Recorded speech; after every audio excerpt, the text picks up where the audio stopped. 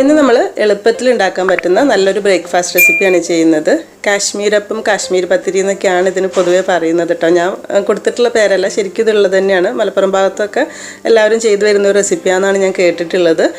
മലപ്പുറത്തുള്ള എൻ്റെ ഉപ്പച്ചിൻ്റെ അനിയൻ്റെ വൈഫ് പറഞ്ഞു തന്നിട്ടുള്ളതാണ് കേട്ടോ. അപ്പോൾ ഒരു കാശ്മീരപ്പം എന്നാണ് അവർ പറഞ്ഞിട്ടുള്ളത്. നമ്മൾ ചേരുവകൾ തന്നെയാണ് ഉള്ളത്. അപ്പോൾ ഇതെങ്ങനെയാണ് ചെയ്യാന്നുള്ളത് നോക്കാം.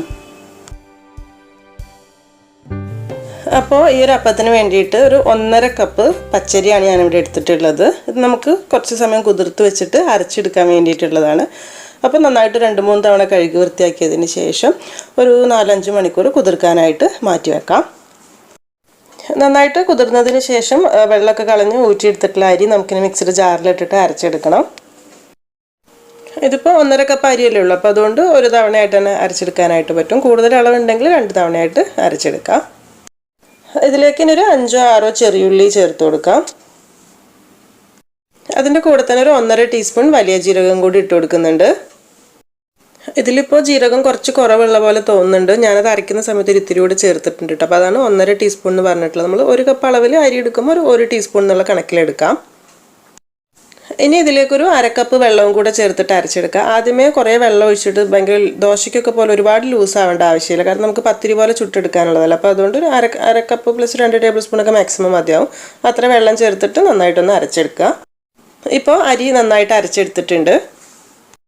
ഇനി ഇതിലേക്ക് പാകത്തിനുള്ള ഉപ്പ് ഇട്ട് കൊടുക്കുക ആദ്യം.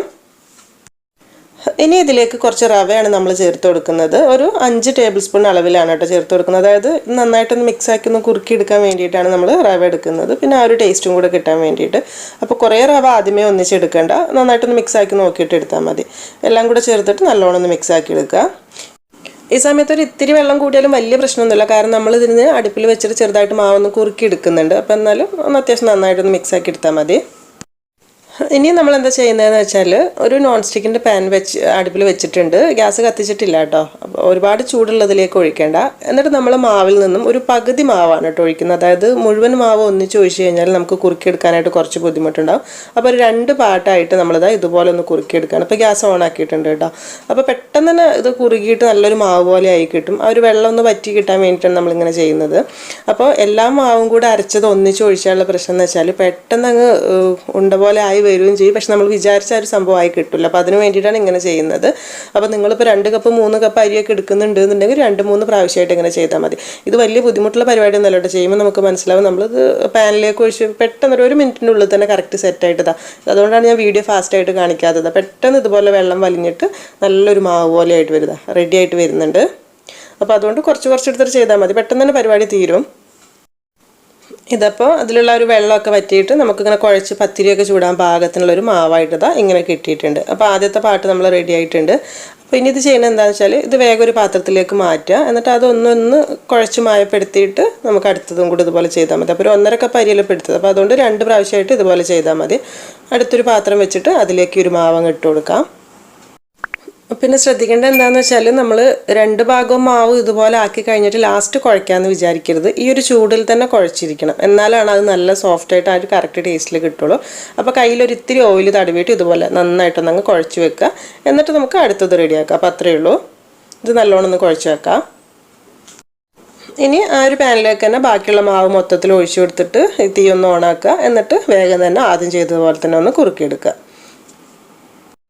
അപ്പോൾ ഇത് നല്ല കുഴച്ചെടുക്കാൻ പാകത്തിന് റെഡി ആയിട്ട് കിട്ടിയിട്ടുണ്ട്. നമ്മൾ ആദ്യം എടുത്ത പോലെ തന്നെ ആ ഒരു പാത്രത്തിലേക്ക് മാറ്റി കൊടുക്കാം. എന്നിട്ട് കയ്യിൽ കുറച്ചൊരു എണ്ണ തടവിയിട്ട് കുഴച്ചെടുക്കുക. 2 കൂടെ മിക്സ് ആക്കിയിട്ട് നല്ലോണം ഒന്ന് കുഴച്ച് മാവാക്കി എടുക്കുക. അപ്പോൾ നമ്മൾ പത്തിരി ചൂടാനുള്ള മാവ് ഇതുപോലെ നല്ല സോഫ്റ്റായിട്ട് കുഴച്ച് റെഡിയാക്കി എടുത്തിട്ടുണ്ട്. ഇനിയിപ്പോൾ ഇത് പരത്തിയിട്ട് ചുട്ടെടുത്താൽ മതി. സാധാരണ നമ്മൾ നെയ്പത്തിരിയൊക്കെ ചെയ്യുന്ന പോലെ തന്നെ പത്തിരി പ്രസ്സിൽ വെച്ചിട്ട് ജസ്റ്റ് ഒന്ന് പരത്തിയിട്ട് ചുട്ടെടുക്കുക. അപ്പോൾ ആ സമയത്ത് കയ്യിലൊരു ഇത്തിരി ഓയിലാക്കി കൊടുക്കുക. അതിൽ പിടിക്കാതിരിക്കാൻ വേണ്ടിയിട്ട്, നല്ല മയം കിട്ടാൻ വേണ്ടിയിട്ട്. എന്നിട്ട് ചെറിയ ചെറിയ ബോൾ എടുത്തിട്ട് ഒന്ന് പരത്തിയെടുക്കുക. ഒരുപാട് വലിയ നമ്മൾ പൊരിച്ച പത്തിരിയൊക്കെ പോലെ ഭയങ്കര കട്ടിയിലല്ല ചെയ്യുന്നത്. നെയ്പത്തിരിയുടെ ഒക്കെ ആ ഒരു ലെവൽ അത്രയ്ക്കും കട്ടി വേണ്ടാന്ന് എനിക്ക് തോന്നുന്നത്. ഈ ഒരു വലിപ്പത്തിലുള്ള ബോൾ എടുത്തിട്ട് ജസ്റ്റ് ഒന്ന് പ്രസ് ചെയ്തെടുക്കാം. ഈ ഒരു രീതിയിൽ ഈ ഒരു കട്ടിയിൽ നമുക്ക് പരത്തിയെടുത്താൽ മതിയാകും. അപ്പോൾ ആദ്യമേ എല്ലാ പത്തിരിയും കൂടെ പരത്തി വെക്കേണ്ട ആവശ്യമില്ല. എണ്ണ ചൂടായിട്ട് ഒന്നിട്ട് ഫ്രൈ ആവുന്ന സമയം കൊണ്ട് അടുത്തത് ഈസി ആയിട്ട് പരത്തിയെടുക്കാം.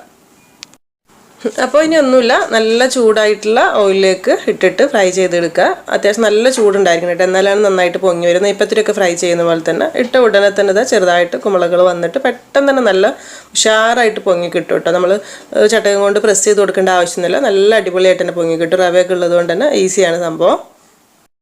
ഒരു സൈഡ് പാകത്തിനൊന്ന് നന്നായിട്ട് ഫ്രൈ ആവുന്ന സമയത്ത് തിരിച്ചിട്ട് കൊടുക്കുക.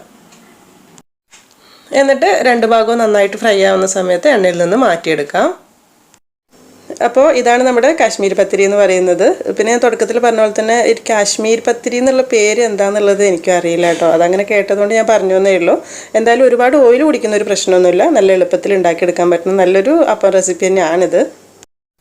നമ്മളെടുത്തിട്ടുള്ള ഈ ഒരു അളവിൽ ഏകദേശം ഒരു 14-15 പത്തിരിയൊക്കെ സുഖമായിട്ട് ഉണ്ടാക്കിയെടുക്കാനായിട്ട് പറ്റും.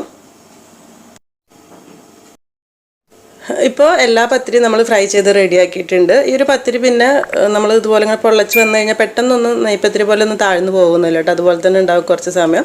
അപ്പോൾ ഇഷ്ടപ്പെട്ട ഏത് കറിയുടെ കൂടെ വേണമെങ്കിലും കഴിക്കുക. ചിക്കൻ കറി, ബീഫ് കറി, മുട്ടക്കറിയൊക്കെ ആണെങ്കിൽ പൊളിക്ക്. ശരിക്കും പറഞ്ഞാൽ ഞാനിവിടെ ചിക്കൻ കറിയുടെ കൂടെയാണ് ഇത് സെർവ് ചെയ്യുന്നത്. എപ്പോഴും നല്ല ചൂടോടുകൂടെ തന്നെ കഴിക്കാനായിട്ട് നോക്കണം കേട്ടോ, അപ്പോഴാണ് ആ കറക്റ്റ് ടേസ്റ്റ് കിട്ടുക. അപ്പം ഈ ഒരു പത്തിരി എല്ലാവർക്കും ഇഷ്ടമായി എന്ന് വിചാരിക്കുന്നു. ഇതുവരെ നിങ്ങൾ ചെയ്ത് നോക്കിയിട്ടില്ലെങ്കിൽ ചെയ്ത് ചെയ്യുന്ന സമയത്ത് ഫീഡ്ബാക്കൊക്കെ അറിയിക്കണം കേട്ടോ. അപ്പോൾ ഇനി എന്തായാലും നല്ല റെസിപ്പി ആയിട്ട് പുതിയ വീഡിയോയിൽ കാണാം. താങ്ക്